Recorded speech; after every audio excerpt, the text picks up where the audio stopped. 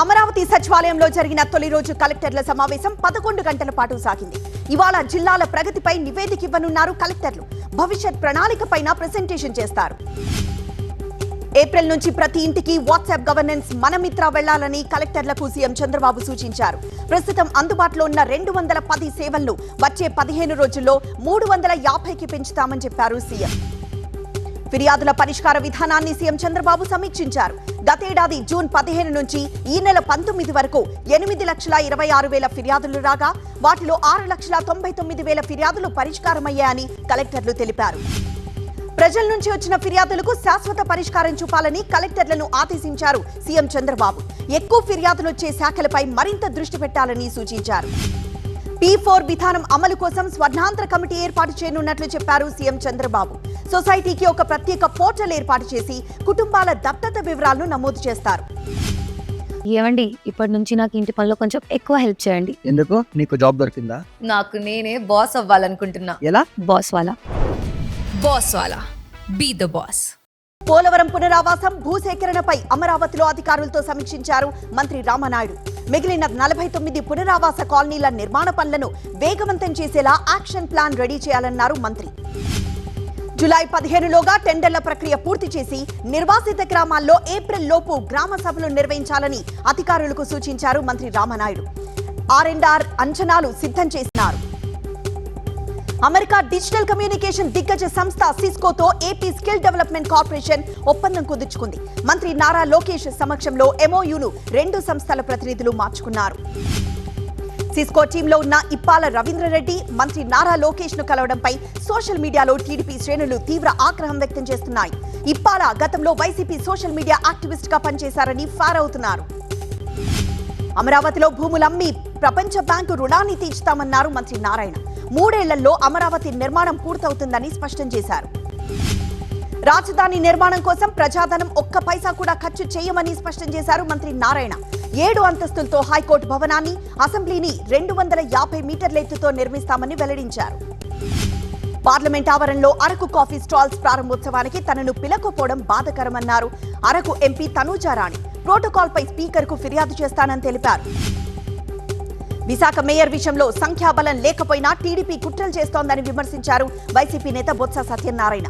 BC మహిళపై అవిశ్వాసం పెడుతున్న TDP వైఖరేంటో అర్థమవుతోందన్నారు. కూటమి అధికారంలోకి రాగానే భారీ లిక్కర్ స్కామ్ జరిగిందన్నారు మాజీ మంత్రి పేర్ని నాని. లిక్కర్ వ్యాపారులను బెదిరించి కమిషన్లు దండుకున్నారని, జగన్ పై అక్రమ కేసులు పెట్టేందుకు ప్లాన్ చేస్తున్నారని ఆరోపించారు. ఎంపీ లావు శ్రీకృష్ణదేవరాయలు బెదిరింపులకు ఎవ్వరూ భయపడరన్నారు మాజీ మంత్రి పేర్ని నాని. కక్ష సాధింపు రాజకీయాలు మానుకోవాలని సూచించారు. రాష్ట్రంలో పండించిన ఏ పంటకు గిట్టుబాటు ధర లేక రైతులు అల్లాడిపోతున్నారని వైసీపీ నేత లేళ్ల అప్పిరెడ్డి ఆరోపించారు. కూటమి ప్రభుత్వం హడావుడి తప్ప ప్రజలకు చేసిన మేలు లేదన్నారు. మున్సిపల్ శాఖ నుంచి తనకు ఎలాంటి షోకాస్ నోటీసులు అందలేదన్నారు కడప మేయర్ సురేష్ బాబు. తనకు నోటీస్ అందినప్పుడు సమాధానం చెప్తానని సురేష్ బాబు స్పష్టం చేశారు. గుంటూరు మేయర్ మనోహర్ నాయుడు రాజీనామాను మున్సిపల్ కార్పొరేషన్ స్టాండింగ్ కౌన్సిల్ ఆమోదించింది. రాజీనామాపై కమిషనర్ వివరణిస్తూ ఉండగా వైసీపీ కార్పొరేటర్లు వాకౌట్ చేశారు. మెగా డిఎస్సి నోటిఫికేషన్ వెంటనే విడుదల చేయాలని డిమాండ్ చేస్తూ కృష్ణా జిల్లా అవనిగడ్డలో DYFI భారీ నిరసన ప్రదర్శన చేసింది. ముఖ్యమంత్రి మొదటి సంతకానికే దిక్కు లేకపోతే ఎలా అంటూ నిరుద్యోగులు ప్రశ్నించారు. శ్రీకాకుళం జిల్లా ఆదివాసీల కోసం ITDA ఏర్పాటు చేయాలని డిమాండ్ చేస్తూ గిరిజన సంఘం కలెక్టరేట్ ఎదుట ఆందోళనకు దిగారు. సీతంపేటలోని ITDA పార్వతీపురం మన్యం జిల్లాకు తరలిపోవడంతో అన్యాయం జరిగిందన్నారు గిరిజనులు. ఉగాది సందర్భంగా తిరుమల శ్రీవారి ఆలయంలో కోయిలాళ్వార్ తిరుమంజనం నిర్వహించారు. ఆలయ శుద్ధి కార్యక్రమంలో TTD board chairman, EO, trust board సభ్యులు పాల్గొన్నారు. టీటీడీ చైర్మన్ బిఆర్ నాయుడును కలిసి ధన్యవాదాలు తెలిపారు టీటీడీ ఉద్యోగ సంఘ నేతలు. పలు సమస్యలపై చైర్మన్ కు వినతి పత్రం అందజేశారు. కర్ణాటక గవర్నర్ థావర్ చంద్ గెహ్లాట్ శ్రీశైలం భ్రమరాంబ మల్లికార్జున స్వామిని దర్శించుకున్నారు. ప్రత్యేక పూజల్లో పాల్గొన్నారు. గవర్నర్ కు ఆలయ ఈవో స్వాగతం పలికారు. కంచి పీఠాధిపతి విజేంద్ర సరస్వతి శ్రీకాళహస్తి ఆలయాన్ని సందర్శించారు. ఆలయ అధికారులు ఆయనకు పూర్ణ కుంభంతో స్వాగతం పలికారు. సంగం డైరీ మరో మైలురాయిని అధిగమించిందన్నారు ఎమ్మెల్యే ధూళిపాళ్ల నరేంద్ర. ఈ సంవత్సరం 2,000 కోట్ల టర్నోవర్ సాధించామన్నారు. ఏపీలో ఎండలు మండిపోతున్నాయి. ఇవాళ 108 మండలాల్లో తీవ్ర వడగాలులు వీచే అవకాశం ఉందని ప్రజలు అప్రమత్తంగా ఉండాలని వాతావరణ శాఖ సూచించింది. శ్రీకాకుళం జిల్లాలో డీఈఓ టీచర్స్ మధ్య వార్ నడుస్తోంది. డీఈఓ తీరుకు నిరసనగా జిల్లా కేంద్రంలోని 7 రోడ్ల కూడల నుంచి డీఈఓ కార్యాలయం వరకు భారీ ర్యాలీ చేపట్టారు. డీఈఓకి వ్యతిరేకంగా నినాదాలు చేశారు. కుప్పిల్లిలో 10వ తరగతి ఇంగ్లీష్ ఎగ్జామ్ లో మాస్ కాపీయింగ్ పాల్పడ్డారంటూ 5 విద్యార్థులను డీబార్ చేయడంతో పాటు 14 మంది టీచర్లను డీఈఓ సస్పెండ్ చేశారు. దీంతో ఉపాధ్యాయులు భగ్గుమంటున్నారు. విజయవాడలో ఎన్నికల కమిషన్ ను కలిశారు ఎర్రగొండపాలెం ఎమ్మెల్యే చంద్రశేఖర్. రేపు జరిగే ఎన్నికలను సజావుగా నిర్వహించాలని ఈసీని కోరారు. రాజ్యాంగబద్ధంగా ఎన్నికలు జరిపే ధైర్యం కూటమి ప్రభుత్వానికి లేదన్నారు ఎమ్మెల్యే చంద్రశేఖర్. బెదిరింపులపై ఆధారాలన్నింటినీ ఎన్నికల కమిషనర్కి ఇచ్చామన్నారు ఎమ్మెల్యే. చేనేత కార్మికులకు 365 రోజులు పని కల్పించాలన్నది తమ ప్రభుత్వ ఉద్దేశమని చెప్పారు మంత్రి సవిత. విజయవాడలో ఏర్పాటు చేసిన చేనేత ఎగ్జిబిషన్ ను మంత్రి ప్రారంభించారు. గతేడాది సరిపడా ఎరువులను కేంద్రం పంపిణీ చేసిందని చెప్పారు కేంద్ర మంత్రి కిషన్ రెడ్డి. ఈ ఏడాది కూడా మారుమూల గ్రామాల రైతులకు సైతం పంపిణీ చేస్తామన్నారు. కాంగ్రెస్ ప్రభుత్వంపై హరీష్ రావు ఆగ్రహం వ్యక్తం చేశారు. ప్రభుత్వం దగ్గర పదే డబ్బులు లేవంటున్నారని, అలాంటప్పుడు హెచ్ఎండిఏతో 20,000 కోట్లతో టెండర్లు ఎలా పిలుస్తున్నారని ప్రశ్నించారు. పదవి రాకపోతే ఎవ్వరికైనా అసంతృప్తి ఉంటుందని, అది సహజమన్నారు కాంగ్రెస్ నేత జీవన్ రెడ్డి. ప్రస్తుతం తాను కూడా అసంతృప్తితోనే ఉన్నానని హాట్ కామెంట్స్ చేశారు ఆయన. వరంగల్లో ఏర్పాటు చేసిన ఎఫ్పిఓ మేళాను ఎమ్మెల్సీ బస్వరాజ్ సారయ్య ప్రారంభించారు. 3 రోజుల పాటు జరిగే ఈ మేళాలో వ్యవసాయానికి సంబంధించిన వినూత్న పరికరాలు, యంత్రాలను ప్రదర్శనకుంచారు. బీఆర్ఎస్ ఎమ్మెల్యేల ఫిరాయింపు కేసు విచారణ సుప్రీంకోర్టు వచ్చే బుధవారానికి వాయిదా వేసింది. అనర్హత విషయంలో నిర్ణయం జాప్యంపై సుప్రీంకోర్టు అసంతృప్తి వ్యక్తం చేసింది. గడిచిన 10 ఏళ్లుగా రాష్ట్రంలో పర్యాటక విధానం అంటూ ఒకటి లేదని విమర్శించారు మంత్రి జూపల్లి కృష్ణారావు. తాము తెచ్చిన విధానం ద్వారా యువతకు ఉపాధి అవకాశాలు పెరుగుతున్నాయని తెలిపారు. ఎమ్మెల్యే సునీత లక్ష్మారెడ్డిని ఉద్దేశించి చేసిన వ్యాఖ్యలను ఉపసంహరించుకుంటున్నట్లు స్పీకర్ గడ్డం ప్రసాద్ తెలిపారు. మహిళలంటే తనకు ఎనలేని గౌరవమని స్పీకర్ తెలిపారు. తనకు ఖచ్చితంగా పదవి వస్తుందని కోమటిరెడ్డి రాజగోపాల్ రెడ్డి ఆశాభావం వ్యక్తం చేశారు. హోంమంత్రి పదవి అంటే ఇష్టమైనప్పటికీ ఏ శాఖ ఇచ్చినా సమర్థవంతంగా నిర్వహిస్తానన్నారు. బడ్జెట్లో దేవాదాయ శాఖకు 190 కోట్లు కేటాయించారని, ఆ మొత్తంలో ఆలయాల అభివృద్ధి ఎలా సాధ్యమో చెప్పాలని బీజేపీ ఎమ్మెల్యే ధన్పాల్ సూర్యనారాయణ ప్రశ్నించారు. గుజరాత్ తరహాలో తెలంగాణలోనూ టూరిజం బోర్డు ఏర్పాటు చేస్తే పర్యాటక రంగాన్ని మరింత పెంచుకోవచ్చని సూచించారు ఎమ్మెల్యే ధన్పాల్ సూర్యనారాయణ. ప్రభుత్వ స్కూళ్లపై ప్రజలకు నమ్మకం పోయిందన్నారు బీజేపీ ఎమ్మెల్యే రాకేష్ రెడ్డి. గడిచిన 10 ఏళ్లలో 6,000 స్కూళ్లు మూతపడగా కాంగ్రెస్ వచ్చిన ఏడాదిలోనే 1800 స్కూల్స్ మూసేశారన్నారు. విద్యాశాఖపై ప్రభుత్వానికి ఎందుకింత నిర్లక్ష్యమని ఎమ్మెల్యే రాకేష్ రెడ్డి నిలదీశారు. గత ప్రభుత్వంలో బంగారు తెలంగాణ ఇప్పుడు వజ్రాల తెలంగాణగా మారిందంటూ ఎద్దేవా చేశారు. వర్షాకాలంలో హైదరాబాద్ ప్రజలు ఇబ్బంది పడకుండా మాన్సూన్ యాక్షన్ ప్లాన్ సిద్ధం చేయాలని జీహెచ్ఎంసీ కమిషనర్ ఇలంబర్తి అధికారులను ఆదేశించారు. జీహెచ్ఎంసీ కార్యాలయంలో ఫైర్ సేఫ్టీ, నాలా పూడికతీత, నాలాల భద్రత, చెరువుల పునరుద్ధరణపై సమావేశం నిర్వహించారు. ఇందులో హైడ్రా కమిషనర్ రంగనాథ్ కూడా పాల్గొన్నారు. బీఆర్ఎస్ సోషల్ మీడియా యాక్టివిస్టులపై తెలంగాణ బీజేపీ అధిష్టానం సీరియస్ అయింది. కేంద్ర మంత్రి బండి సంజయ్ పై సోషల్ మీడియాలో పోస్టులపై సైబర్ క్రైమ్ పోలీసులకు ఫిర్యాదు చేసింది.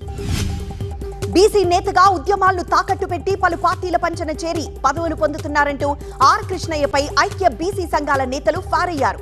బీసీ వాదానికి తానే పేటెంట్ అంటూ నీతులు వల్లించడం సిగ్గుచేటన్నారు.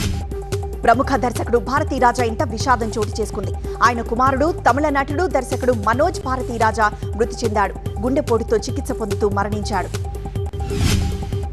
మనోజ్ భారతీరాజా మృతిపై ఇళయరాజా సంతాపం తెలిపారు. ఆయన ఆత్మకు శాంతి చేకూరాలని ప్రార్థించారు. తమిళ నటుడు దర్శకుడు మనోజ్ మృతి పట్ల AP deputy CM Pawan Kalyan సంతాపం తెలిపారు. భారతీరాజా కుటుంబానికి ప్రగాఢ సానుభూతి తెలిపారు పవన్. గన్నవరం టీడీపీ కార్యాలయంపై దాడి కేసులో మాజీ ఎమ్మెల్యే వల్లభనేని వంశీ బెయిల్ పిటిషన్ను విచారించిన సిఐడి కోర్టు తీర్పును రేపటికి రిజర్వ్ చేసింది. అయితే పాస్టర్ ప్రవీణ్ పగడాల మృతిపై అనుమానం వ్యక్తం చేస్తున్నారు పాస్టర్లు. రాజమండ్రి ప్రభుత్వ ఆసుపత్రి దగ్గర భారీ ఎత్తున ఆందోళనకు దిగారు. ఘటనపై నిగ్గు తేల్చాలని డిమాండ్ చేస్తున్నారు. మేడ్చల్ జిల్లా బాలానగర్ డీసీపీ కార్యాలయంలో 28 లక్షల విలువ చేసే 126 సెల్ ఫోన్లను రికవర్ చేసి బాధితులకు అందజేశారు పోలీసులు. దీంతో బాధితులు హర్షం వ్యక్తం చేశారు. పర్చూరు నియోజకవర్గంలో దొంగలు రెచ్చిపోతున్నారు. రైతులు కష్టపడి పండించిన పొగాకు పంటను అర్ధరాత్రి వేళ దొంగలు ఎత్తుకు వెళ్తున్నారు. నూతలపాడు, చింతగుంటపాలెం, పూనూరు గ్రామాల్లో వరుసగా చోరీలు జరుగుతున్నాయి. అంబేద్కర్ కోనసీమ జిల్లా రాజోల్లో గ్లోబల్ స్టార్ రామ్ చరణ్ పుట్టినరోజు వేడుకల్లో ఘనంగా నిర్వహించారు అభిమానులు. ప్రసన్నాంజనేయ స్వామి ఆలయంలో ప్రత్యేక పూజలు నిర్వహించారు. మెదక్ క్రిస్టల్ గార్డెన్ లో ఏర్పాటు చేసిన ఇఫ్తార్ విందుకు మాజీ మంత్రి హరీష్ రావు హాజరయ్యారు. ప్రత్యేక ప్రార్థనల్లో పాల్గొన్నారు. ముస్లిం సోదరులను కాంగ్రెస్ ప్రభుత్వం పట్టించుకోవడం లేదని ఆరోపించారు. 35 సవరణలతో ఫైనాన్స్ బిల్లు 2025కు లోక్సభ ఆమోదం తెలిపింది. ఆన్లైన్ ప్రకటనలపై విధిస్తున్న 6% డిజిటల్ పన్ను రద్దు కూడా ఈ సవరణల్లో ఉంది.